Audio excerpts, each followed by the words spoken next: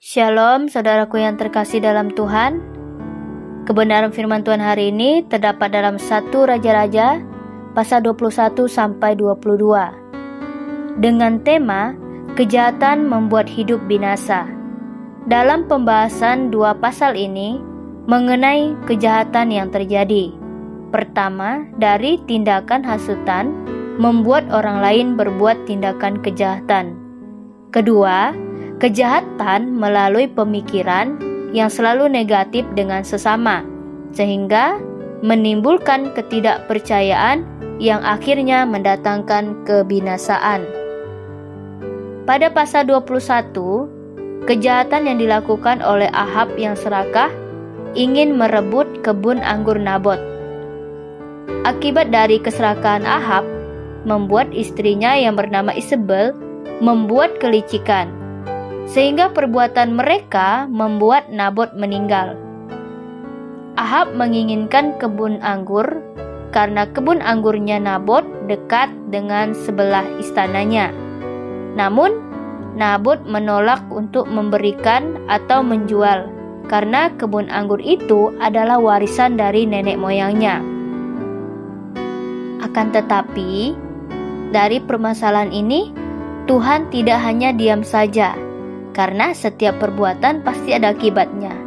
Kemudian, dengan segera Tuhan mengutus Elia, orang Tisbe, untuk menyampaikan firman Tuhan kepada Ahab, Raja Israel yang di Samaria. Firman Tuhan mengatakan dalam 1 Raja-Raja 21 ayat 19, mengatakan, Ahab bukan hanya membunuh, tetapi merampas juga. Karena itu firman Tuhan berkata, di tempat anjing telah menjilat darah Nabot, di situ jugalah anjing akan menjilat darahmu. Sedangkan permasalahan pasal 22 mengenai Raja Israel yang akan merebut kembali Ramot Gilead. Namun sebelum merebutnya, Yosafat bertanya kepada firman Tuhan melalui nabi-nabi, apakah boleh pergi melawan Ramot Gilead? Menurut nabi palsu, majulah berperang. Namun Yosafat tidak puas dengan jawaban mereka, sehingga ia mencari nabi Tuhan. Kemudian dalam ayat 8 dikatakan oleh Raja Israel bahwa ada seorang nabi Tuhan namanya Mika bin Yimla, bisa memberi petunjuk. Akan tetapi, raja itu membenci dia karena tidak pernah menubuatkan yang baik kepada raja. Adanya justru mengabarkan tentang malapetaka saja.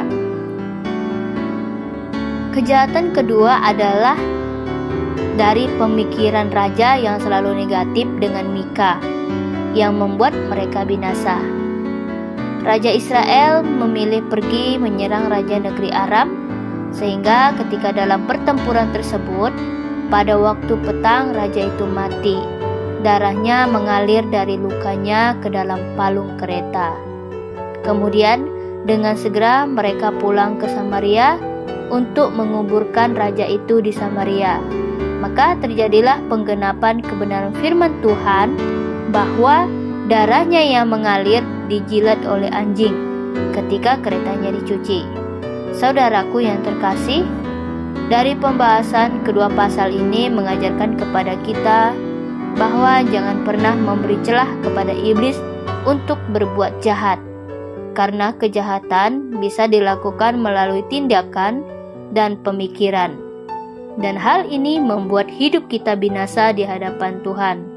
Hati-hatilah dengan tindakan yang kita lakukan dan apa yang kita pikirkan, karena semuanya bisa membuat hidup kita berbuat kejahatan di mata Tuhan.